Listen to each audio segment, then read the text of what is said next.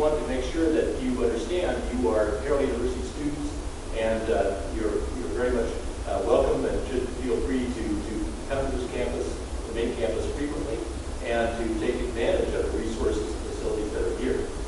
You're going to hear more about those resources and facilities. The library, the Career Center, all those things are open to you, and you shouldn't feel like you're somehow restricted to the Center for Graduate Studies. Your Carroll University students, and this campus is here for you as well. If you can find parking.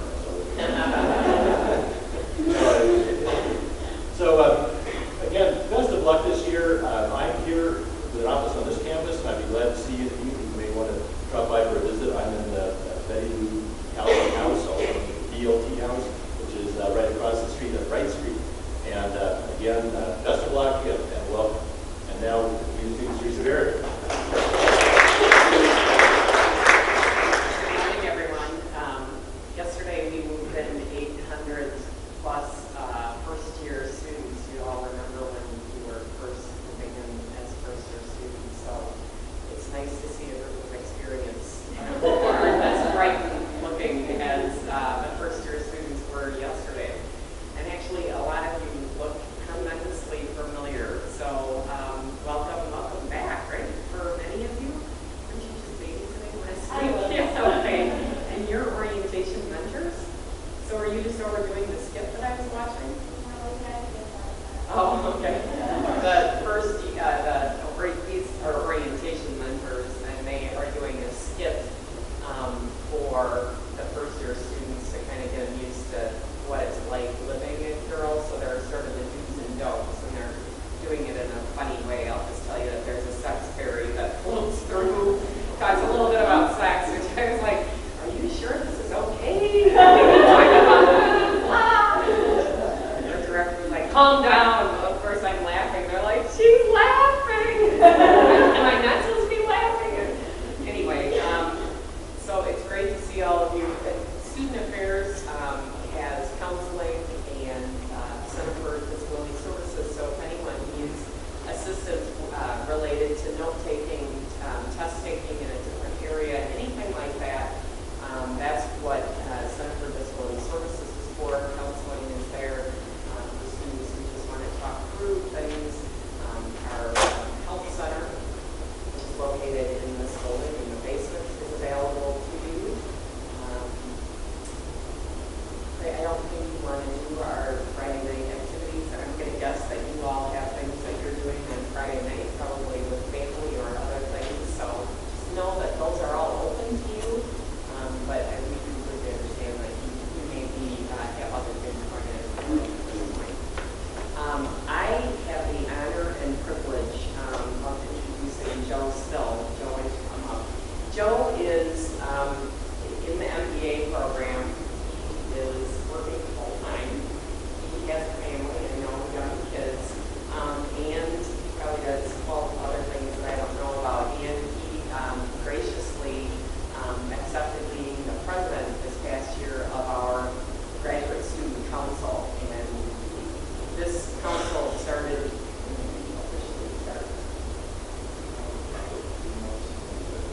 so maybe October or November. And I was thinking they would maybe want to meet once or twice this year. And Joe's leadership, they're meeting monthly. They've already worked on making some recommendations for changes to the evaluation program that you do for your professors.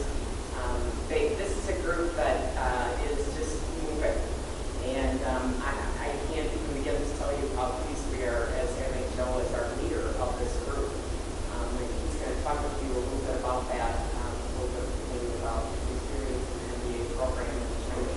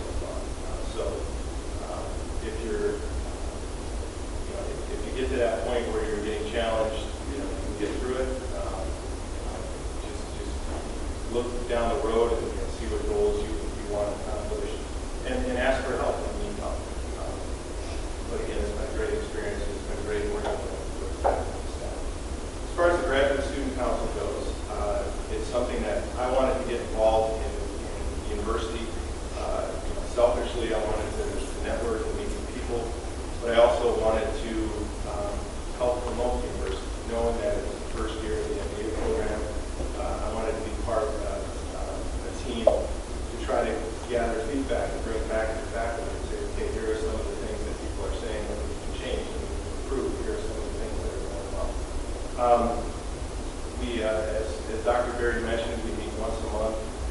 We have representatives from each of the disciplines, each of the programs coming to those meetings, and again, providing feedback. Our mission is to provide a better graduate experience and a better program, and to improve that program.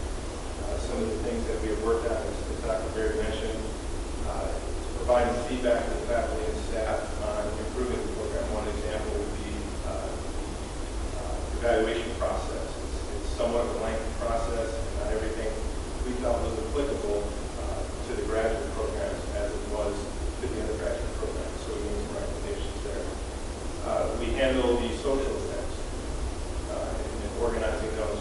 We're doing about one a quarter, where it's just kind of a thanks to all the graduate students for choosing Carroll, and it's a chance to network with people outside of your program. And I think those have been very successful.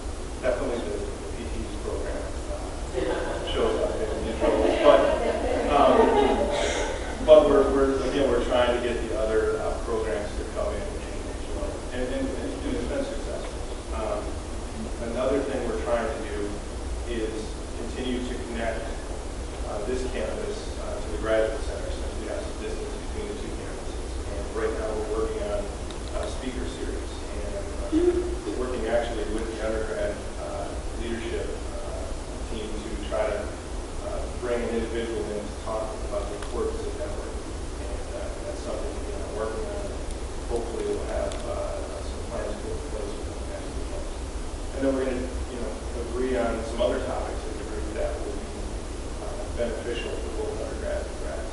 And so I'd encourage you, if you're looking for an opportunity to get involved in a leadership role and to help promote this university, and again to help meet faculty and staff and network a little more, the Graduate Student Council is an excellent way to do that. And it's not much of a time commitment. It's really once a month for an hour. Free dinners are provided, which is great. And it's a fun group. It's a good group of individuals. And again, if you're looking to get involved, I highly encourage you to volunteer. And if you have any questions, definitely I'd be willing to answer those and talk to Dr. Berry. So thanks for the opportunity. I think I'm going to turn it over to Tammy Martin, which is going to take the slideshow.